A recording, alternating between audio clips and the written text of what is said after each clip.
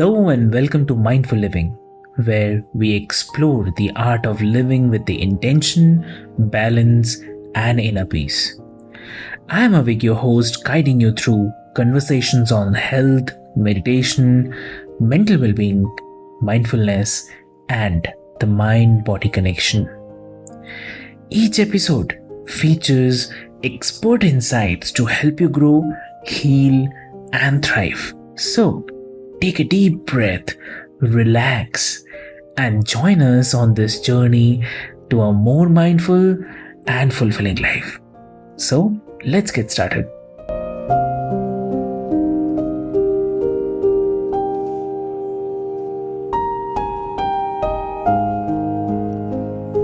Welcome, listeners, to the Mindful Living podcast with Sana, where today we are diving into the transformative and mysterious world of psilocybin. Joining us is an incredible guest who has not only healed past traumas but now guides others in harnessing the power of plant medicine for their own journey toward a thriving, vibrant life. After overcoming disordered eating and reconnecting with their own body and mind, they are here to share how psilocybin and other plant medicines offer a path to heal, rewire, and release deep rooted trauma. Meet Lucy Wood. She has walked the journey herself from burnout to breakthrough, and now she's here and she's committed to helping others unlock that inner potential. So, listeners, if you're ready to explore how the mind can heal and what it takes to thrive beyond trauma, you are in for a fascinating conversation today. So, Lucy, welcome to the show, and it is an absolute pleasure having you with us today. Oh, thank you so much. It's an honor to be part of the show. And I always love listening to introductions. It's kind of a nice little ego booster. So thank you so much for the kind words. Lovely. So, Lucy, can you tell us about your first experience with psilocybin? What exactly it is, and what initially drew you to it as a tool for healing? Sure. So I'll probably take a bit of a step back and explain why I got into the psilocybin world, and then it'll kind of tie things up for you. So, yes, as mentioned, I had eating disorders from the age of 8 up to 30. I'm now just about to turn 34. So it was like a real addiction of being really unsafe in my body, a lot of untracked trauma that I had never dealt with, but just so painful. You know, like with any addiction, just you don't know another way of living, right? It becomes your norm. And I took it upon myself to do an ayahuasca ceremony. I don't know if anyone necessarily knows it's another form of plant medicine, but it's a very extreme form. It's incredibly beautiful and incredibly beneficial. But because I had just started coming out of my eating disorder pattern, I wasn't safe in my body to reintegrate. So I gave myself a form of post-traumatic stress disorder for 2 years, which resulted in like severe panic attacks, unable to leave the house. And I wanted to avoid all plant medicines after that, of course. But I knew I had to rewire my brain and rewire my body to line up to feel safe in order for me to live my life.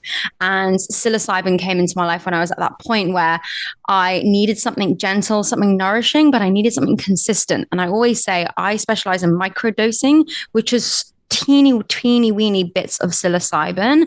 It's not an extreme journey, and it helps you reintegrate for the long run. So that was kind of my first experience in the plant medicine world, and then it's what fast tracked me into taking tiny amounts of plant medicine, which is psilocybin, rather than doing a blitz my brain journey situation. So hopefully that answers your question. Oh, wow, wow. That is really interesting. And thank you so much for sharing your journey with our listeners, Lucy. You mentioned rewiring the nervous system. So how did psilocybin play a role in that process? And what did that feel like physically and mentally? Yeah, so if someone is taking microdosing, which is roughly about like 0.03 grams every 2 days, every other day, depending on their tolerance and capacity, you don't really feel anything. It's very subtle. And that's why a lot of my clients that are these go-getters, these business owners, these corporate boss babes or men get a little bit confused at first because they're like, I don't feel anything. I'm not high every day. Like, what's going on? And it's subtle shifts. So things like you'll stop when you're about to get into a pattern. You really become almost like the observer of your reality, and you notice patterns and behaviors that you've never realized before. And then we start to rework to physically rewiring them. So typically it starts with taking a lot of a step back and being like, wow, oh my gosh, I do that. What? How do I do that? No wonder I'm now in this situation. And then rewriting the narrative. And that's where we are then combining the intuition with the mind and the body. And it can take a lot of time. Sometimes I work with clients up to 6 months because we're really working on that rewiring. If you've been doing this your whole life, these patterns, you're not going to know any different. So it's subtle, gentle shifts, but the overall outcome is really transformative and long lasting. Yeah. Yeah, that is interesting. So, for someone who is dealing with deep-rooted trauma, how does psilocybin support the journey toward healing compared to the traditional methods available? Yeah, sure. So I always want to say, psilocybin isn't, for everyone. It's very much a choice of someone's.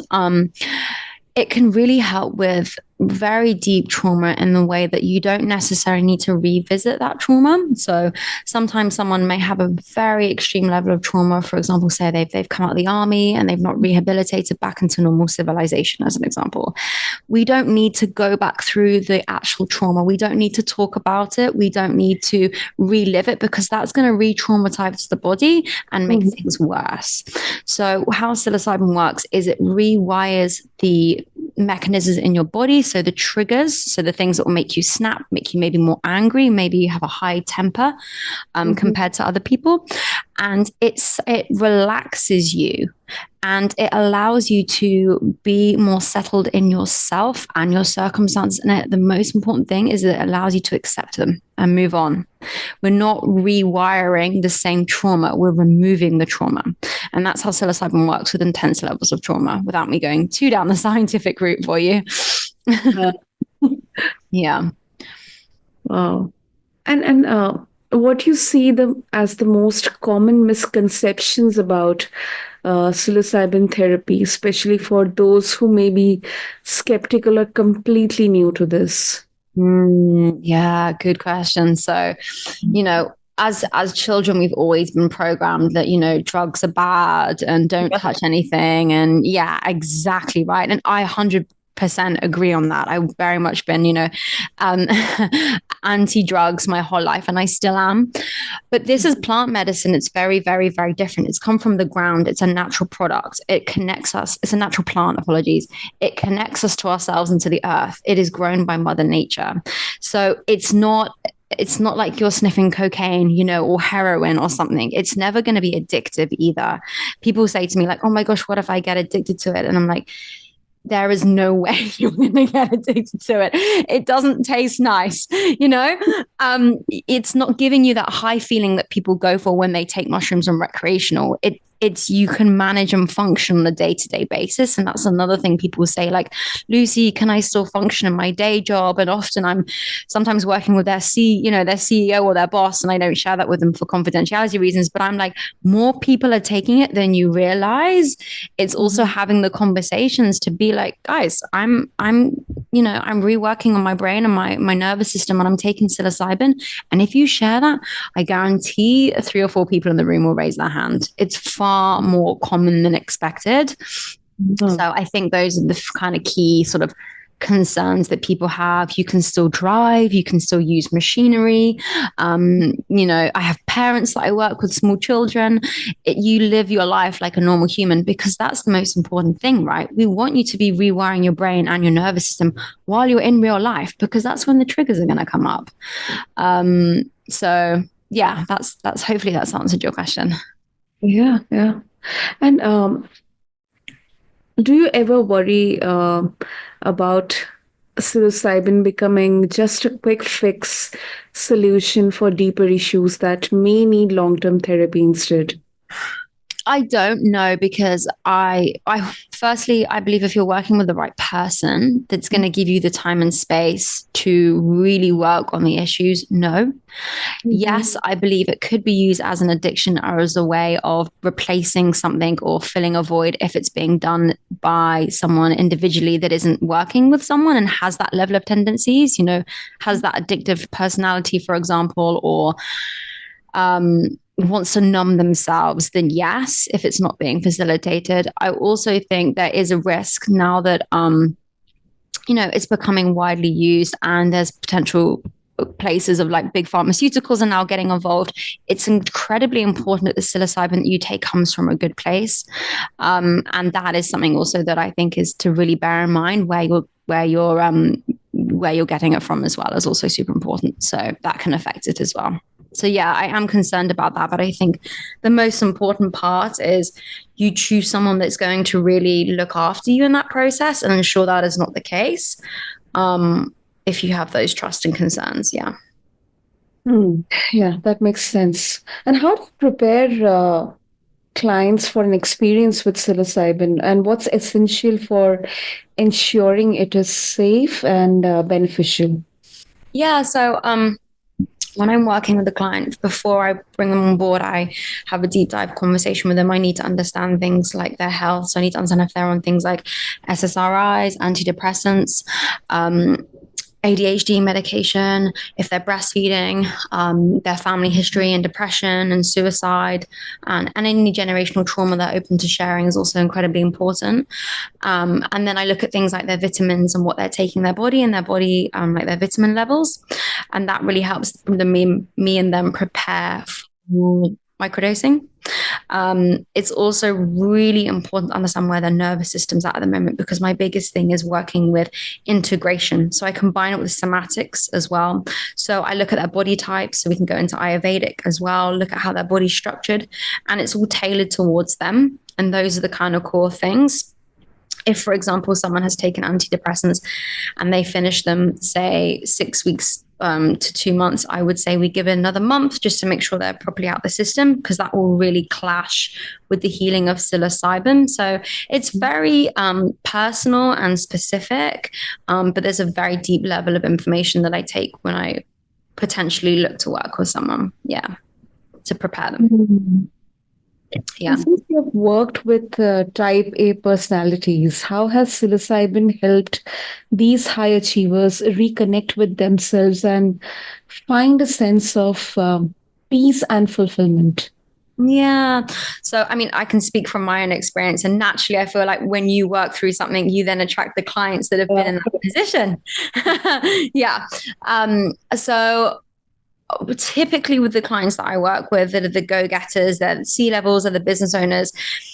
The reason why they go from fast to famine, for example, so all in making high levels amount of money to potentially losing them, or relationships breaking down because they've been working their ass off for the last 7 months and not seeing their partner, and all those things that come the result with really overworking and then resulting in burnout, is that they are running away from something untrapped trauma in their body. There's something that's igniting them to so desperately want to prove a point to someone or themselves, typically, that they are doing something correct, that they'll often have health issues, of course, because they're exhausted, or their finances and relationships won't be in a good place. So what we're now doing is when they take psilocybin, they're slowing down, which is the first thing that any go-getter or A-type person is going to be like, that's terrifying. We slow down and they make far more aligned decisions. So they're not cleaning up their mistakes that they've made the whole time, because when you're working 100 miles per hour, you're making mistakes that you could have easily resolved by slowing down. We're slowing down, we're thinking, we're tapping into the body and the mind, and often it results in big shifts. Like one of my clients that I've just completed working with, she was a C-level exec of a successful business in Australia. She's now moved out of Sydney, and she's now heading to move into nature, and she's running her business from nature because it's so much better and so much more clarity. And her teams are flourishing. Her turnover rate has reduced, and it's because it's a ripple effect, right? When there's an incredibly stressed business owner, the staff, the team, everyone else is going to feel the same, and it's going to be the same mentality. So we're doing a massive shift, and not just one person's life, but it could be up to 100 to 200 people. So that's typically the process that I go through. I don't normally share that at the beginning, because that's a type A's worst nightmare, to be told that they're going to be slowed down.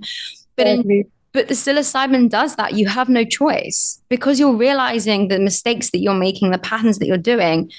You are forced to slow down. And if you don't slow down, then this is going to be pretty magical, but something externally will force you to slow down, whether you like it or not. And that might be a big rock bottom in your life, through like an injury or a divorce, but you will be forced to slow down whether you want to or not if you take this. I wish the first one, not the second one on them. Yeah. And you are also the founder of Shroom Rooms, podcast interviewing a combination of your own clients and change makers and visionaries in the plant medicine and healing space as well. So would you like to share a bit about Shroom Rooms with our listeners? Yeah, of course. So it's actually a new podcast that I've created. So I've really found there's a space where people are really fascinated and interested in the world of plant medicine, but they don't know where to start. So I wanted the show to be very much tailored to, the day-to-day person that's curious. They know there's more and they want to make an impact in the world, but they're stuck in this loop. They're exhausted all the time and they're frustrated and they have big goals and big dreams, and they're just going from burnout to working so hard. So yeah, the Shroom Room is interviewing change makers, my clients as well, because I always like from people to hear of examples of people coming out on the other side, I guess. And yeah, it's just a fun and informative show. So if anyone resonates, please join in and contribute as well. It's a community that I've built as well. So it's a safe and nurturing place. Lovely. That is so lovely. Lucy. So if our listeners, they want to connect with you, know more about the benefits of psilocybin healing, as well as listen to your podcast, how they can do that? Yeah, sure. So my Instagram is @LucyWood_. The podcast is called The Shroom Room. That's accessible, on Spotify, Amazon Music, and Apple Music. And my YouTube is also called The Shroom Room as well. So yeah, feel free to have a look. I'm an open book, so slide into my DMs if you have any questions or there's any content you want to see, any podcast people you want interviewed as well. Like, it's all about the community and just opening up this space in this world that people know there's something else and there's another way to really live a life for how they're meant to be living rather than through their trauma. True. That is absolutely true. And we'll have all the details in the show notes for our listeners. So, Lucy, thank you so much for coming on the show. And today's journey into the healing potential of psilocybin has been an eye-opening. And thank you so much for shedding light on how we can turn past pain into future strength. It was really an absolute pleasure having you today with us. Oh, thank you so much for having me. I really love the conversation, so I appreciate it. And listeners, we hope you feel inspired to look within, explore new perspectives, and connect with your own path to healing. So if today's episode resonated with you or sparked questions, don't forget it to share with your friend or drop us a message. Your thoughts mean the world to us. And be sure to check out the show notes if you want to connect with Lucy or listen to her podcast or YouTube. And until next time, stay mindful, stay curious, and keep thriving.